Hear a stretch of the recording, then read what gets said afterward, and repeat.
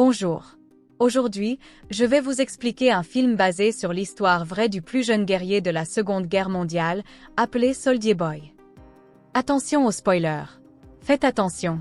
Le film commence en Russie où une famille de 3 personnes est assise au bord d'une rivière, profitant de leur temps. Le plus jeune d'entre eux, Sergueï Alioshkov, se vante auprès de son frère aîné et de sa mère d'être au sommet d'un arbre, quand soudain, des avions de chasse allemands volent au-dessus de lui. La mère demande à ses enfants de se cacher rapidement dans les buissons, mais le garçon de 6 ans prétend qu'il n'a pas peur et frappe l'avion avec une fronde. À la surprise générale, il parvient à toucher les avions et à les faire exploser. Mais lorsqu'il regarde autour de lui, sa famille a disparu. Sergueï se réveille effrayé par son rêve et appelle sa mère. À ce moment-là, quelqu'un frappe à sa porte. Pensant que c'est sa mère, il court vers elle, mais une voisine arrive paniquée. Elle remercie Dieu de l'avoir gardé en vie et lui apprend que sa mère et son frère sont morts.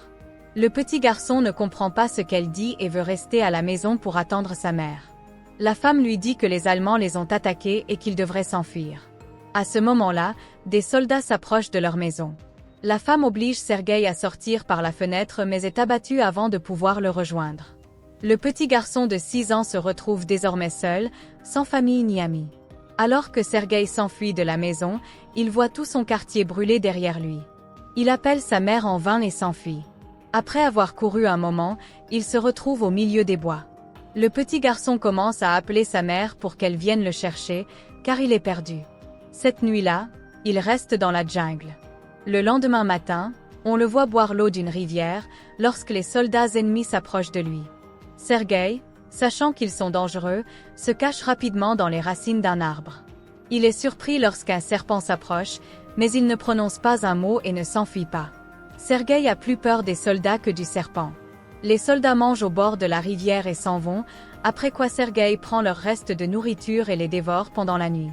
Mais à la fin de la journée, le petit garçon est épuisé.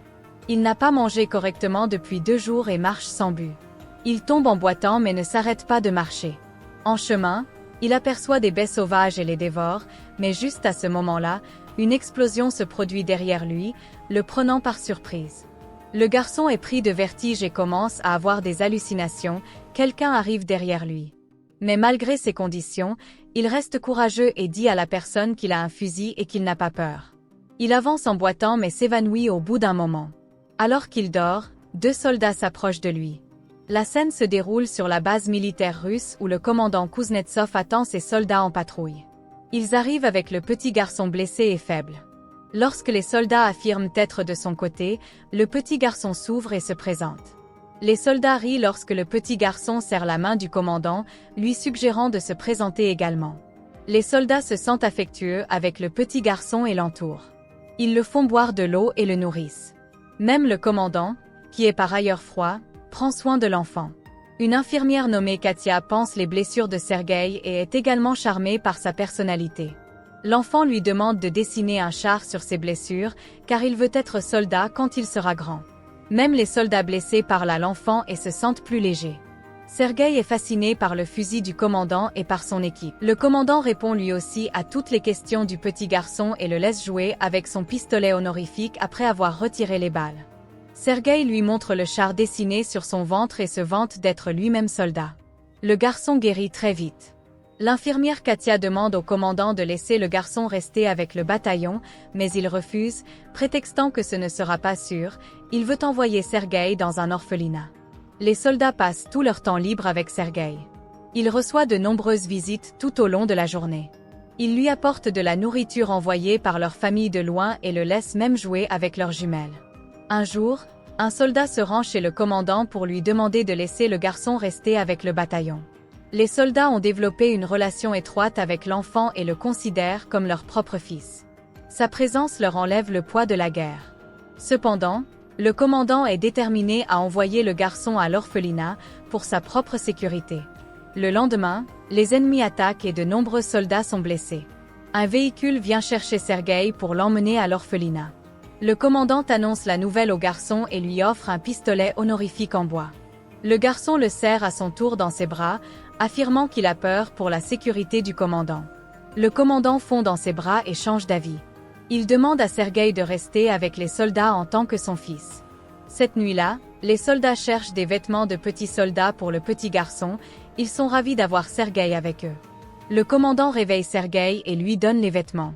Il les porte et court partout, ressemblant à un vrai soldat. Les autres commencent à l'appeler leur petit soldat. Alors que le gamin court partout, les Allemands lancent une attaque aérienne sur le bataillon. Les soldats emmènent rapidement Sergueï dans un endroit sûr et combattent les autres. Le nombre de soldats blessés augmente rapidement. Sergueï veut se rendre utile, alors il apporte de l'eau aux soldats assoiffés. L'un d'eux lui demande de lire une lettre envoyée par sa famille car il a un bandage sur les yeux. Le petit garçon veut aider, mais ne sait pas lire. Il prend la lettre et commence à inventer les choses qui y sont écrites, affirmant que la vache du soldat est en sécurité chez elle. Lorsque le soldat dit qu'il n'a pas de vache, les autres lui disent de suivre l'histoire et de rire. Il lit les lettres de tous les autres de la même manière et leur remonte le moral. Dans la scène suivante, nous voyons Katia et le commandant discuter. Les deux semblent attirés l'un par l'autre, mais ne s'avouent pas leurs sentiments. Plus tard, Sergueï dit au commandant qu'il fait partie du bataillon et commence à se présenter comme tel. Cependant, le garçon voit alors l'un des postes de soldats détruits par l'attaque. Le commandant lui apprend à retirer son chapeau pour rendre hommage aux soldats morts. Le lendemain, il insiste pour que le commandant lui confie une mission et il se voit confier la tâche de distribuer les lettres aux soldats. Il accomplit sa tâche avec efficacité et fait même danser les soldats pour lui. Le lendemain, Sergueï s'éloigne un peu de la base avec ses jumelles. Alors qu'il joue avec, il voit la jambe de quelqu'un bouger à l'intérieur d'une botte de foin, il se précipite vers le bataillon et raconte ses découvertes aux soldats. Les soldats sont sceptiques, mais accompagnent quand même le garçon. Lorsqu'ils arrivent près de la botte de foin, ils sont alertés de la présence de 2 espions allemands cachés en dessous. Les espions sont arrêtés et l'enfant est félicité pour son intelligence. Cette nuit-là, le commandant montre à Sergueï les papiers légaux pour son adoption. Il est désormais officiellement le père de l'enfant. Sergueï connaît les sentiments du commandant pour Katia, alors, pour le remercier de sa gentillesse, il l'emmène se confesser à elle. Mais les 2 hommes la voient parler à un autre homme et supposent à tort qu'elle s'intéresse à quelqu'un d'autre. La base est à nouveau attaquée par les Allemands. Cette fois, Sergueï aide les soldats de toutes ses forces, en fournissant des munitions aux soldats en première ligne, mais les soldats sur place lui ordonnent de retourner dans le hangar car il est trop dangereux de sortir. Lorsqu'il arrive au hangar, il voit le commandant et les autres paniquer parce que la connexion téléphonique avec le colonel est perdue. Un soldat est envoyé pour réparer les fils cassés. Sergueï suit le soldat et voit qu'il a été mortellement blessé. Il demande au soldat mourant comment il peut réparer les fils, et le fait lui-même.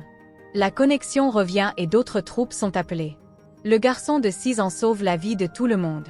Plus tard, on voit le commandant et Katia discuter au bord de la rivière. Le commandant finit par lui avouer son amour et lui demande d'être la mère de Sergueï. Katia est aux anges, mais avant qu'elle ne puisse dire quoi que ce soit, un soldat s'approche d'eux et donne au commandant une lettre, disant qu'ils ont été renvoyés de la base. Le lendemain, tous les soldats partent pour leur nouvelle base avec Sergueï. Mais sur leur chemin, ils tombent sur un champ de mines qui détruit certains de leurs véhicules.